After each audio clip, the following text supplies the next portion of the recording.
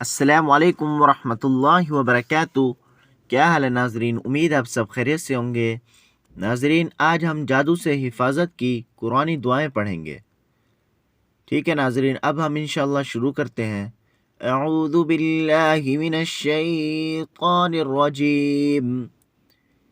سورۃ الفاتحة مکیہ۔ بسم اللہ الرحمن الرحیم۔ الحمد للہ رب العالمین الرحمن الرحیم مالک یوم الدین ایاک نعبد و ایاک نستعین اہدنا الصراط المستقیم صراط الذین انعمت علیہم غیر المغضوب علیہم ولا الضالین۔ آپ ناظرین اس کا ترجمہ پڑھتے ہیں سورۃ فاتحہ کا۔ سب تعریف اللہ کے لیے ہے جو سارے جہانوں کا پالنے والا ہے، جو بڑا مہربان نہایت رحم کرنے والا ہے، بدلے کے دن کا مالک ہے۔ ہم صرف تیری عبادت کرتے ہیں اور صرف تجھ سے مدد مانگتے ہیں۔ ہمیں سیدھے راستے پر چلا، ان لوگوں کے راستے پر جن پر تو نے انعام کیا، جن پر نہ غصہ کیا گیا اور نہ وہ گمراہ ہیں۔ خارجہ بن سلد تمیمی اپنے چاچا سے روایت کرتے ہیں کہ وہ رسول اللہ صلی اللہ علیہ وسلم کی خدمت میں حاضر ہوئے، انہوں نے اسلام قبول کیا۔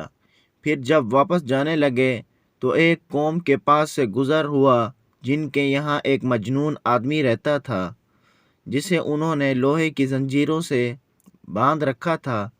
اس کے اہل خانہ کہنے لگے کہ ہمیں معلوم ہوا ہے کہ تمہارا یہ ساتھی یعنی نبی کریم صلی اللہ علیہ وسلم خیر لے کر آیا ہے، کیا تمہارے پاس کوئی ایسی چیز ہے جس سے تم اس کا علاج کر سکو؟ تو میں نے سورۃ فاتحہ پڑھ کر دم کیا تو وہ ٹھیک ہو گیا۔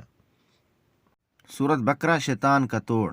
سورۃ بقرہ، رسول اللہ صلی اللہ علیہ وسلم نے فرمایا، سورۃ بقرہ پڑھا کرو، کیونکہ اس کا پڑھنا باعث برکت، اسے چھوڑنا باعث حسرت ہے، اور اس کے پڑھنے والوں پر جادوگر قدرت نہیں پا سکتے۔ صحیح مسلم۔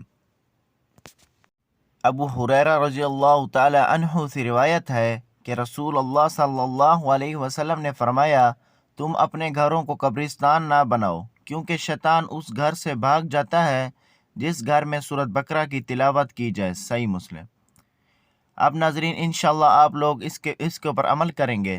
اب میں آپ لوگوں سے اجازت چاہتا ہوں، دعاؤں میں یاد رکھیں۔ انشاءاللہ ملتے ہیں نئے سبق اور نئے وظیفے کے ساتھ۔ السلام علیکم ورحمۃ اللہ وبرکاتہ۔